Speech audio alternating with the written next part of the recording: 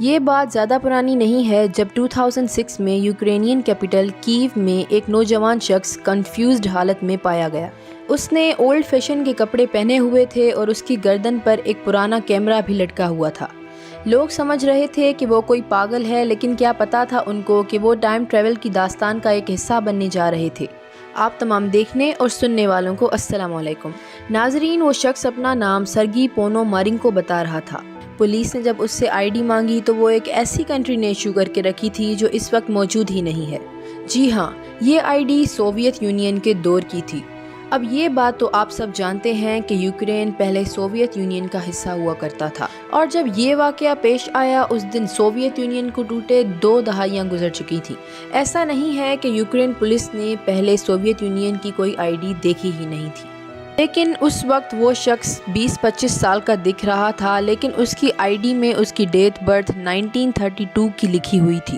صرف date of birth ہی نہیں بلکہ آئی ڈی پہ شو ہونے والی پکچر بھی اسی کی ہی تھی۔ یہ سارا ماجرا پولیس کو ہضم نہیں ہوا۔ 1932 میں پیدا ہونے والا شخص 2006 میں 74 ایئرز کے بعد بھی 20-25 سال کا کیسے دکھ سکتا ہے؟ پولیس نے جب سرگی سے پوچھا کہ آج کون سی ڈیٹ ہے تو انہوں نے تھوڑا سوچنے کے بعد جواب دیا کہ 23 اپریل 1958۔ یہ وہ پوائنٹ تھا جب پولیس کو لگا کہ یہ شخص پکا کوئی پاگل ہے۔ وہ اس کو مینٹل ہاسپٹل لے گئے جہاں ڈاکٹر پابلو کٹریکوو نے ان کی مینٹل ہیلتھ کا جائزہ لیا۔ سرگی کو بھی کچھ سمجھ نہیں آ رہا تھا کہ اس کے ساتھ کیا ہو رہا ہے۔ ڈاکٹر نے اس سے پوچھا کہ کیا اسے یاد ہے کہ وہ 1958 سے سیدھا 2006 میں کیسے آیا۔ اس نے بتایا، میں دن کے ٹائم پر سٹی واک پر اچھے فوٹوگرافز لینے کے لیے نکلا تھا، تبھی میں نے آسمان پر ایک عجیب چیز کو اڑتے ہوئے دیکھا۔ ڈاکٹر نے جب پوچھا کہ وہ چیز کیسی دکھتی تھی تو اس نے کہا کہ میں ایکسپلین نہیں کر پا رہا، لیکن میں نے اس کی اپنی کیمرہ میں ایک فوٹو کھینچی تھی۔ یہ بولتے ہوئے اس نے اپنا کیمرہ آگے کیا۔ یہ سن کر ڈاکٹر بہت حیران ہوئے، لیکن ان کی حیرانی بڑھ گئی جب انہوں نے کیمرہ کو دیکھا، جو کہ ایک بہت پرانا یشیما فلیکس کیمرہ تھا۔ اس کیمرہ کی کنڈیشن دیکھ کر ایسا نہیں لگ رہا تھا کہ یہ کوئی پرانا کیمرہ ہے۔ مسئلہ اس کیمرے میں فوٹو نکالنے کا تھا، کیونکہ اس میں جو رول ڈلتا تھا اسے 1970 میں ہی ڈسکنٹینیوڈ کر دیا گیا تھا۔ ویڈم پوائزنر نامی ایک ایکسپرٹ کو بلوایا گیا جس نے کیمرہ رول پہ لکھی ڈیٹ دیکھی تو معلوم پڑا کہ یہ 1956 میں مینوفیکچر کیا گیا تھا۔ اس نے فوٹوگرافز ڈیولپ کیے تو تبھی چیزیں اور زیادہ کنفیوز ہوتی گئیں۔ فوٹوگرافز میں کیو سٹی کی بہت ہی پرانی پکچرز تھیں، گاڑیاں، بلڈنگز اور اسٹریٹ سائنز، سب کچھ 50s کے دور کا تھا۔ حتیٰ کہ ان میں کچھ ایسی بلڈنگز بھی تھیں جن کو بعد میں گرا دیا گیا تھا، اور اسی بلڈنگ کے سامنے سرگی اور اس کی گرل فرینڈ کی کچھ پکچرز بھی تھیں۔ یہ وہی سرگی تھا جو 48 ایئرز پرانی تصویروں میں جیسا دکھتا تھا اسی حالت میں انہی کپڑوں میں ڈاکٹر کے سامنے بیٹھا تھا، اور رول کی سب سے آخری فوٹو میں جیسا کہ سرگی نے بتایا تھا ایک ان آئیڈینٹیفائڈ فلائنگ آبجیکٹ دکھ رہا تھا۔ یہ سارا ماجرا دیکھ کر ڈاکٹر کے لیے یقین کرنا بہت مشکل تھا۔ اس وقت تک ڈاکٹر کے پاس اس بات پر یقین کرنے کے سوا اور کوئی آپشن نہیں تھا کہ یہ شخص 1958 سے 2006 میں ٹائم ٹریول کر کے آیا ہے۔ ابھی ڈاکٹر اس کشمکش میں تھے کہ وہ شخص اس روم سے باہر نکلا، دروازہ بند کیا اور پھر واپس کبھی نہیں لوٹا۔ سرگی پونومارینکو بنا کسی ثبوت کے غائب ہو چکا تھا۔ اس نے اگر اپنے پیچھے کچھ چھوڑا تو وہ تھا یہ کیمرہ، کچھ فوٹوگرافز اور اپنی عجیب و غریب کہانی۔ ایسی کہانی جس کو جتنا زیادہ سمجھنے کی کوشش کی جائے وہ اتنا ہی زیادہ الجھتی جا رہی تھی۔ جب پولیس نے اس کیس کو انویسٹیگیٹ کیا تو معلوم پڑا کہ 1960 میں واقعی ایک سرگی پونومارینکو نامی شخص غائب ہوا تھا۔ فوٹوگرافز میں جو لڑکی اس کے ساتھ تھی اس کو بھی ٹریک کیا گیا، جو اب ایک 70 سال کی عورت ہے۔ اس نے پولیس کو بتایا کہ 1958 میں سرگی واقعی میں غائب ہوا تھا، لیکن کچھ ہی دنوں میں واپس بھی آ گیا۔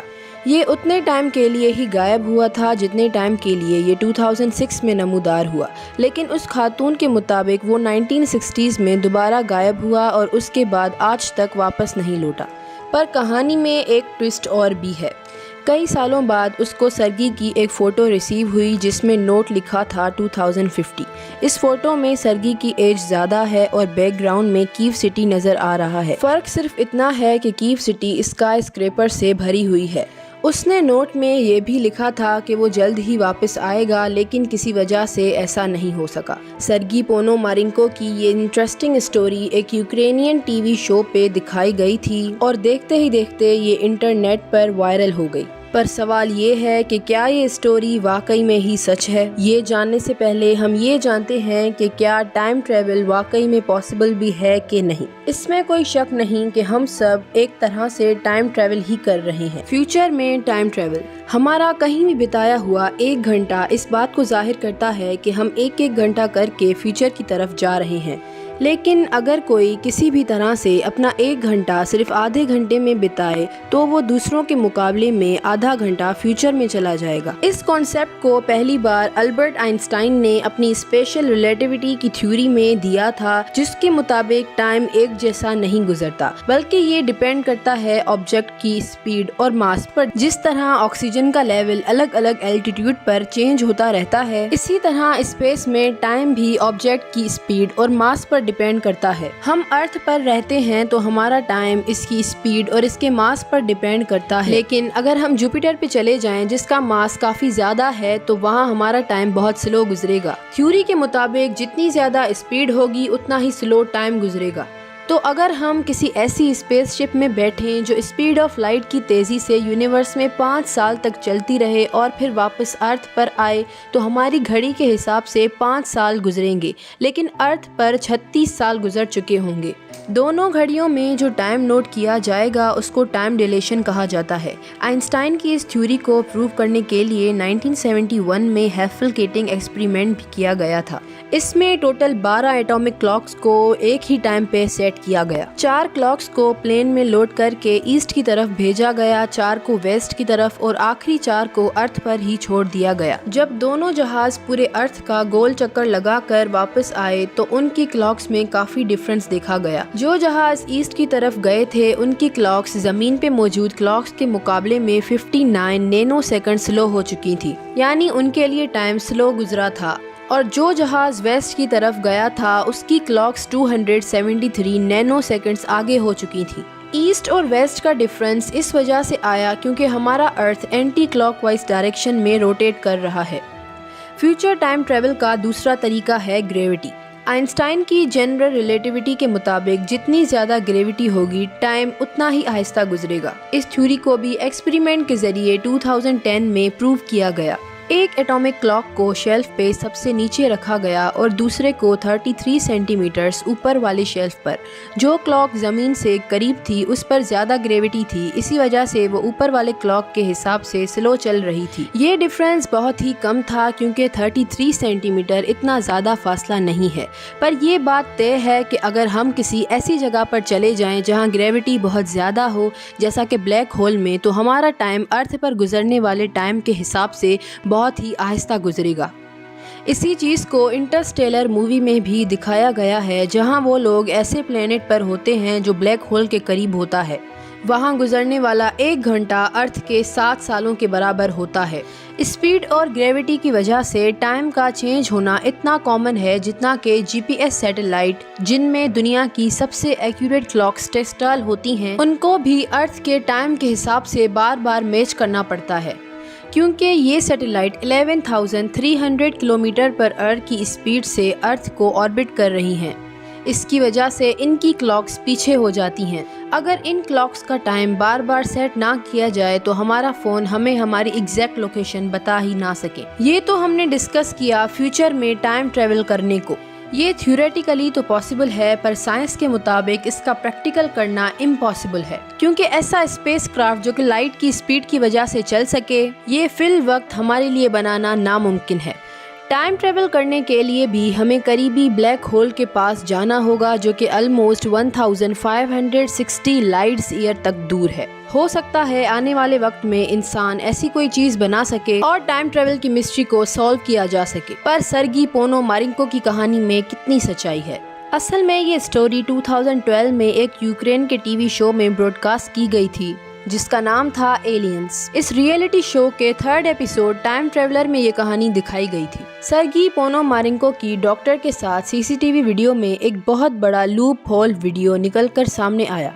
اس میں جو ڈیٹ دکھائی گئی ہے وہ ہے وینسڈے 23 اپریل 2006، لیکن کیلنڈر میں دیکھا جائے تو یہ سنڈے کا دن بنتا ہے۔ اس کا مطلب ہے کہ ویڈیو پہلے ریکارڈ کی گئی تھی اور ٹائم اسٹیمپ بعد میں ایڈ کیا گیا۔ سرگی پونومارینکو کی آئی ڈی پر جو اسٹیمپ دیکھا جا سکتا ہے، ایکسپرٹ کا ماننا ہے کہ یہ اسٹیمپ اس دور کے اسٹیمپ سے ڈیفرنٹ ہے۔ آخر میں کیو سٹی کی 2050 کی فوٹو، جس میں پیچھے بلڈنگز تو بہت ساری دیکھی جا سکتی ہیں، لیکن اگر غور سے دیکھا جائے تو اس میں کافی بلڈنگز ایک جیسی ہیں۔ اس کا مطلب ہے کہ یہ امیج فوٹو شاپ کیا گیا ہے۔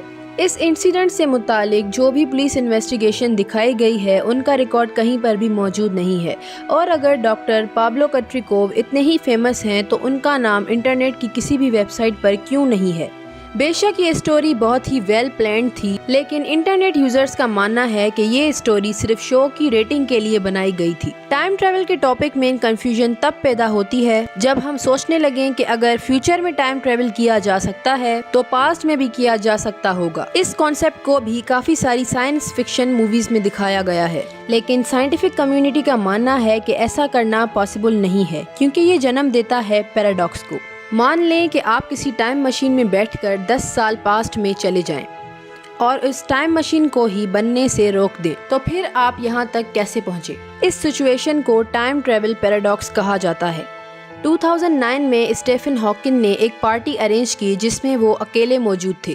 اس پارٹی کی عجیب بات یہ تھی کہ اس کی انویٹیشن انہوں نے 1 سال بعد پبلک کی اور کہا کہ اگر کوئی ٹائم ٹریولر ہے تو وہ 1 سال پاسٹ میں جا کر وہ پارٹی اٹینڈ کر سکتا ہے۔ یہ ان کی طرف سے سمجھانے کا ایک طریقہ تھا کہ پاسٹ میں ٹائم ٹریول کرنا پاسبل نہیں ہے۔ امید ہے کہ اس ویڈیو میں آپ کو ٹائم ٹریول کا ٹاپک کافی حد تک سمجھ میں آ گیا ہوگا۔ تو ملتے ہیں نیکسٹ ویڈیو میں، تب تک اپنا اور اپنے پیاروں کا خیال رکھیے گا۔ اللہ حافظ۔